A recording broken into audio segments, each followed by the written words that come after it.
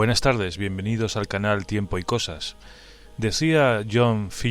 Kennedy que si hay comida en tu heladera, si estás vestido y tienes calzado, y si tienes una cama y un techo sobre tu cabeza, estás mejor que el 75% de las personas en este mundo.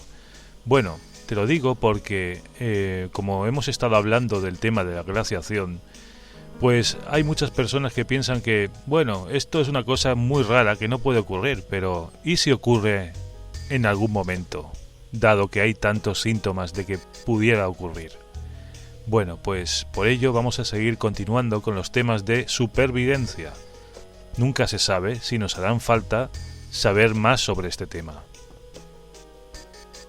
Hablábamos en anteriores programas del tema del búnker de las semillas. Bueno, ahí tengo aquí una noticia del año pasado, de mayo del 2017, que según parece han sufrido algún tipo de daños. No son tan inexpugnables como decían. Se la conoce como la bóveda del fin del mundo, o el arca del siglo XXI, construido a 150 metros de profundidad en una montaña helada a una temperatura de 18 grados bajo cero. Es del Banco Global de Semillas del archipiélago de Svalbard, Noruega. Estaba concebido como un búnker a prueba de terremotos, volcanes e incluso impactos de bombas nucleares. Pero debido al deshielo que ha sufrido este último verano, el Ártico y en concreto la zona de Noruega y Groenlandia, pues ha bajado 7 grados la temperatura. La consecuencia es que ha causado graves inundaciones en el túnel de entrada a la bóveda. En esta bóveda hay unos 4,5 millones de variedades de semillas, pero según parece no han sido afectadas de momento. El gobierno noruego ha tenido que instalar urgentemente un sistema de bombeo de agua, con lo cual se ha puesto en entredicho la capacidad de la llamada bóveda del fin del mundo para resistir desastres naturales o catástrofes causadas por el hombre. Ketil Isaksen, del Instituto Meteorológico de Oslo, en declaraciones a un diario, ha dicho que el Ártico y especialmente Svalbard se están calentando más rápido que el resto del mundo.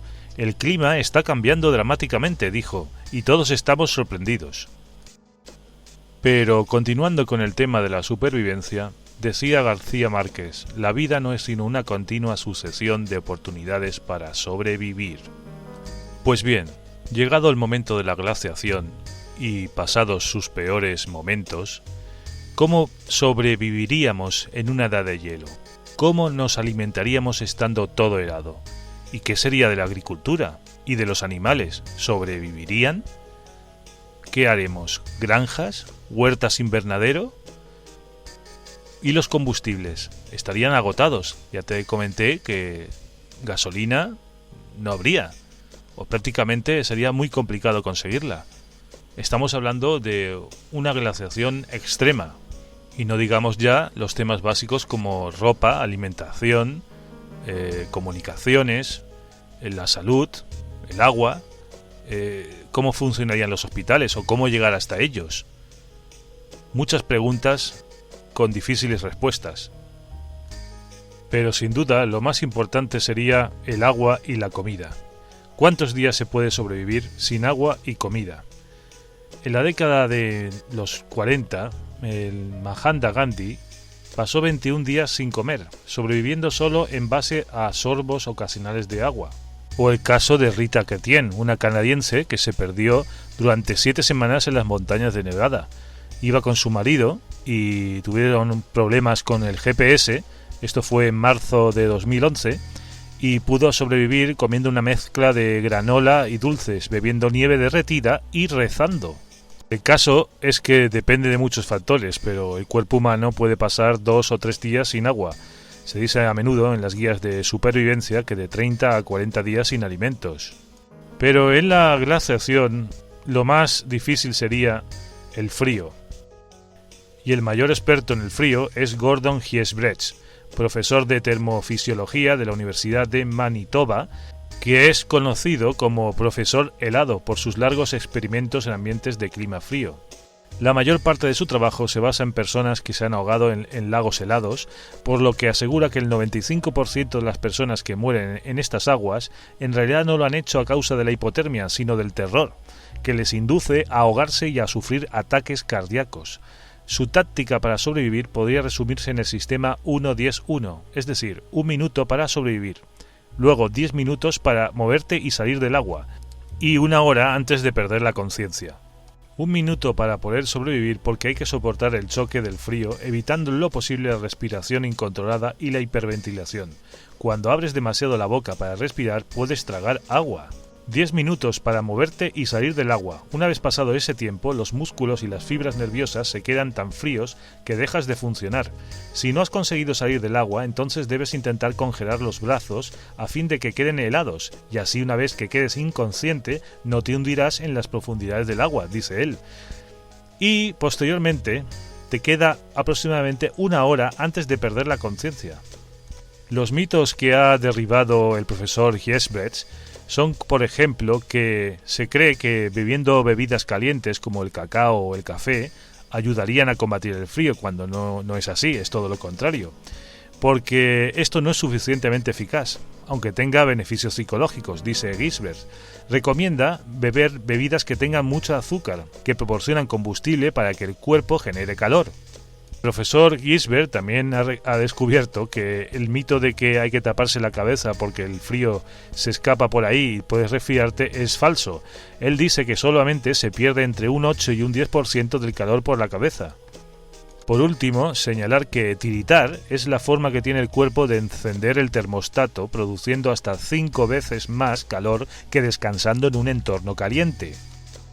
Como veis, hemos aprendido mucho de cómo se puede combatir el frío, pero vamos a recordar cómo viven, por ejemplo, las personas que viven en condiciones extremas, como por ejemplo los esquimales. Ellos sí que saben adaptarse al medio. Por ejemplo, quienes más saben de caza deciden hacia dónde dirigirse y quienes más conocen el territorio deciden qué camino tomar para lograrlo. Son nómadas, es decir, que se trasladan y asientan en diferentes lugares en función de la estación del año y la inmigración de las especies que suelen cazar, como los caribúes, osos, ballenas y focas. Durante los meses de invierno es cuando los esquimales construyen sus famosos iglúes. Son casas construidas con bloques de nieve comprimida que, gracias a su diseño e ingeniería, mantienen aislados a los esquimales del duro frío de invierno, que puede descender hasta los menos 40 grados centígrados. Pero cada vez más están abandonando este tipo de construcción, aunque siguen utilizando un 13% aproximadamente. Pero normalmente ellos ya están fabricando desde hace tiempo sus casas con piedra y turba, a veces con un techo en forma de bóveda y una estructura de huesos de ballena, colmillos de morsa o maderas a la deriva que habían recogido. Desde luego, para los esquimales, la primavera era la estación más importante del año. Durante esta época se desplazaban en sus trineos tirados por perros y se dedicaban a la caza de focas sobre el mar helado. Pero para sobrevivir en el durísimo invierno ártico, durante gran parte del año consumían lo que cazaban y pescaban, pero también acumulaban excedentes para este durísimo invierno. Como ya te he dicho, los hombres se dedicaban básicamente a la caza y a la pesca, pero las mujeres lo que se dedicaban consistía básicamente en curtir las pieles con sus dientes, confeccionar los vestidos de toda la familia, descuartizar a los animales y cuidar de los niños. Pero su labor más importante consistía en el mantenimiento de una lámpara de esteactita conocida como kilek, alimentada con aceite de grasa animal y una mecha de musgo o algodón ártico. Esto servía para secar las pieles de los animales, cocinar, calentar e iluminar el hogar. Muy importante, el kilek. Está claro que en nuestra civilización lo más importante es la energía eléctrica. Para ellos no, por supuesto.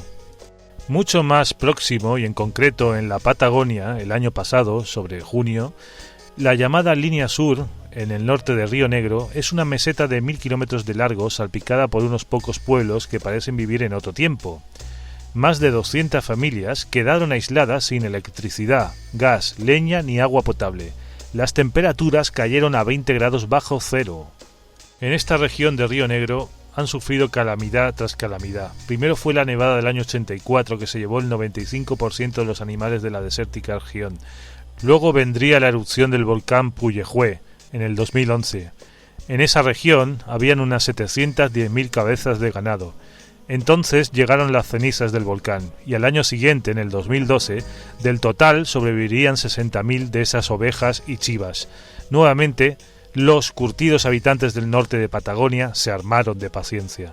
Un vecino del lugar recuerda por qué perdieron el 80% de la ganadería. Con las cenizas, las ovejas se alimentaban y al rato explotaban en sangre como globos. Era porque comían el material del volcán, que era vidrio puro. Más hacia el centro de la provincia vive otro colono de estos parajes. Se puede decir que en 200 kilómetros a la redonda no hay nadie, 15 seres a lo sumo. Bueno, pues él vive aquí y nació y se crió aquí, desde hace 34 años. Pero su mujer duerme y trabaja en otro paraje a 3 horas de caballo. No le preocupa salir sino volver.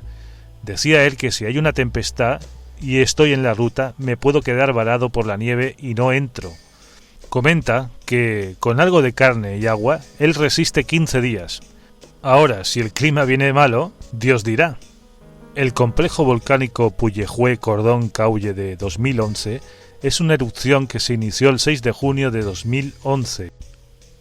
Como curiosidad y para terminar, os quiero comentar que en esta pasada oleada de frío, en un pueblo siberiano de la estepa, a miles y miles de kilómetros de la costa más cercana, existe una región que se llama Oinyakom, donde esta semana el mercurio ha caído a los menos 62 grados centígrados. Bueno, pues si os ha gustado el programa, darle un like, compartirlo y suscribirse. Un saludo.